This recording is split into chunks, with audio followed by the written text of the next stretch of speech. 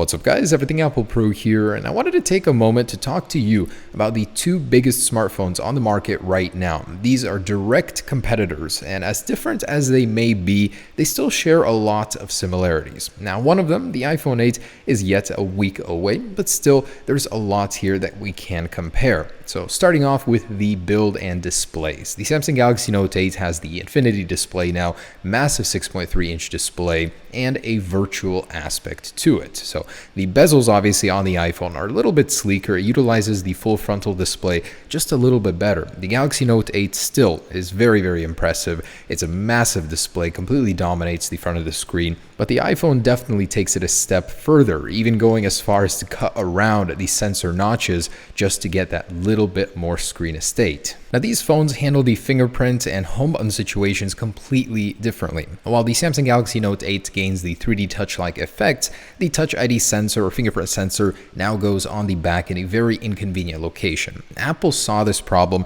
and they completely replaced it with Face ID, as far as we know. The Galaxy Note 8 has iris scanning. The iPhone 8 will have facial recognition with 3D modeling, taking that a step further. In fact, it's 2 years ahead of the competition in that aspect. Now, I have been using the Galaxy Note 8 for a good while now, and although it is a fantastic phone, for me personally, there isn't enough to differentiate it from the Samsung Galaxy S8 and S8 Plus. The stylus is cool, but it's just not enough. While the iPhone 8 will be a completely new platform, something that Apple hasn't done before, this is a step in a completely new direction. So we're expecting a lot of change from this one. Both of these phones do have a very similar build. We've got glass on the front and back with a metal border. While the iPhone will have a stainless steel border, the Samsung Galaxy Note 8 has an aluminum one. Both do share wireless charging capabilities, while the iPhone is rated at half the charging speed of the Samsung Galaxy Note 8. Overall, though, it's going to be a very great look. It's very likely that Apple will have black bezels on the screen in the front,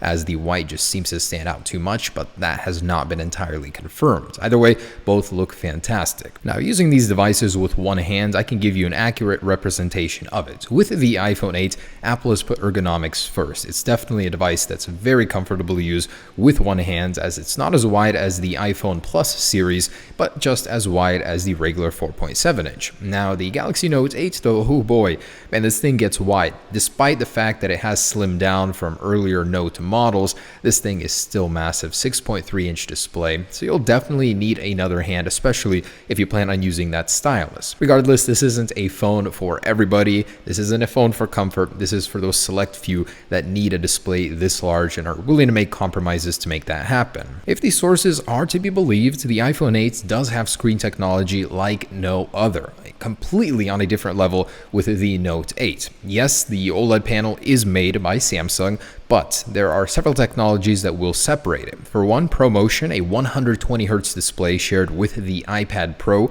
Apple just released. That is a very impressive screen technology, and supposedly it will have an always-on True Tone display, which could be possible with sensors embedded into the top sensor bar. So these two screen technologies will put it in a league of its own when it comes to display. And moving on to the cameras, both have a very interesting camera design here. The Galaxy Note 8 looks like an Android robot, and the iPhone 8 looks like a traffic light. So with those unique camera designs, both will have some unique camera technologies as well. The iPhone 8 will have 3D sensing capabilities, be able to model on the go, specifically built for AR and VR capabilities. The flash now is embedded in the camera glass with the iPhone 8, and very similar to the Note 8 here as well. The iPhone 8 is expected to remain at 12 megapixels. The iPhone 8 will be able to do some serious recording with the new capabilities. 4K at 60 frames per second, and 1080 will get a new 240 frames per second slow motion mode. That is crazy. And some of the other stuff, the iPhone 8 is getting improved water resistance, which will now match the Note 8 at IP68 rating.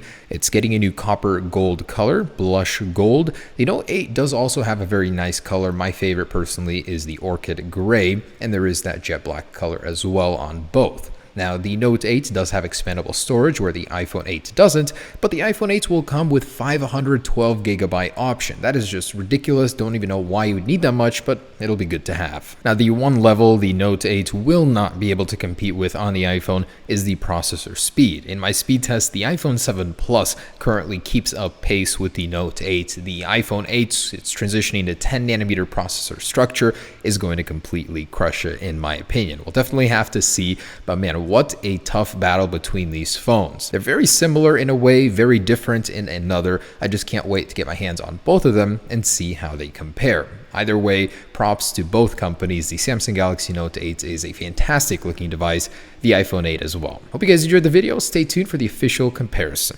Peace.